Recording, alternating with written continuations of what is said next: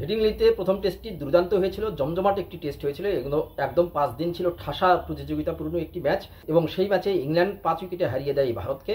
শেষ পর্যন্ত সেই জয়ের কারণে 1-0 ব্যবধানে কিন্তু এগিয়ে রয়েছে ইংল্যান্ড। 378 রানের একটি টার্গেট দিয়েছিল ইংল্যান্ডকে, সেই 378 রান তারা করেও ইংল্যান্ড কিন্তু জিতেছে। স্বাগতিক ইংল্যান্ড সেই কারণে কিন্তু এখন বেশ উজ্জীবিত অবস্থায় রয়েছে, এবং সিরিজের দ্বিতীয় টেস্ট সেটি শুরু হচ্ছে এজবাস্টনে। বাংলাদেশ সময় বিকেলে 4টায় কিন্তু এই ম্যাচটি শুরু হবে।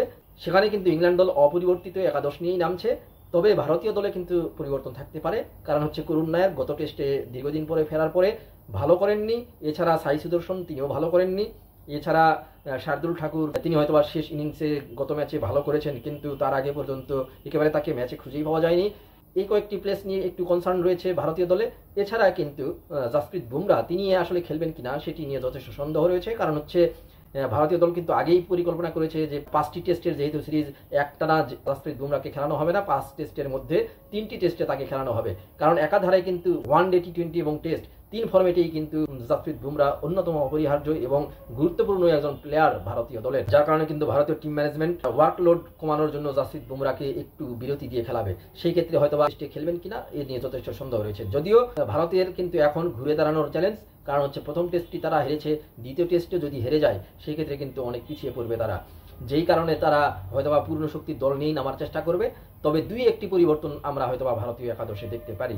এখানে একটি বিষয় হচ্ছে যে ইংল্যান্ড দলে কোনো পরিবর্তন না আসার কারণ হচ্ছে জফরা আর্চার দীর্ঘদিন পরে দলে ফিরেছিলেন। তিনি কিন্তু দীর্ঘ ইনজুরির কারণে অনেকদিন ধরে ইংল্যান্ড দলের হয়ে খেলতে পারছিলেন না, এমনকি ওয়ানডে, টি20 কোনো ফরম্যাটেই খেলতে পারছিলেন না।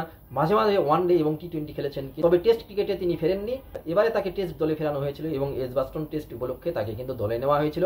30 বছর বয়সী এই পেসারকে ফেরানো হলেও পারিবারিক কারণে তিনি কিন্তু দলের সঙ্গে অনুশীলন করতে পারেননি, এবং ম্যাচের আগের দিন দলের সঙ্গে তিনি যোগ দিয়েছেন। পর্যাপ্ত অনুশীলন না করার কারণে জফরা আর্চারকে আপাতত এই টেস্টে হয়তোবা খেলাবে না ইংল্যান্ড।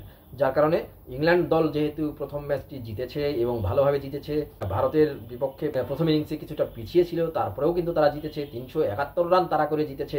সেই যে একটি দুর্দান্ত জয়, সেই জয়ের পিছনে যারা ভূমিকা রেখেছে সেই উইনিং কম্বিনেশন নিয়েই কিন্তু ইংল্যান্ড দল নামবে, এবং ভারতীয় দলের বিপক্ষে তারা আরেকটি জয়ের উদ্দেশ্যেই নামবে। এবং এজবাস্টনের কথা বলতে চাই, এই এজবাস্টনে কিন্তু ভারতীয় দল এখন পর্যন্ত 8টি টেস্ট খেলেছে এবং 8টি টেস্টের একটিতেও তারা জয় পায়নি, একটি মাত্র ড্র করতে পেরেছে, বাকি 7টিতেই তারা কিন্তু হেরেছে।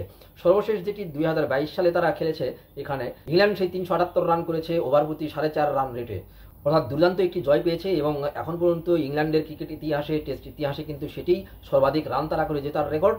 এবং দ্বিতীয়টি কিন্তু সর্বশেষ যেই প্রথম টেস্টটি হয়েছে ভারতের বিপক্ষে হেডিংলিতে, সেখানে কিন্তু 371 রান তারা করে জিতেছে।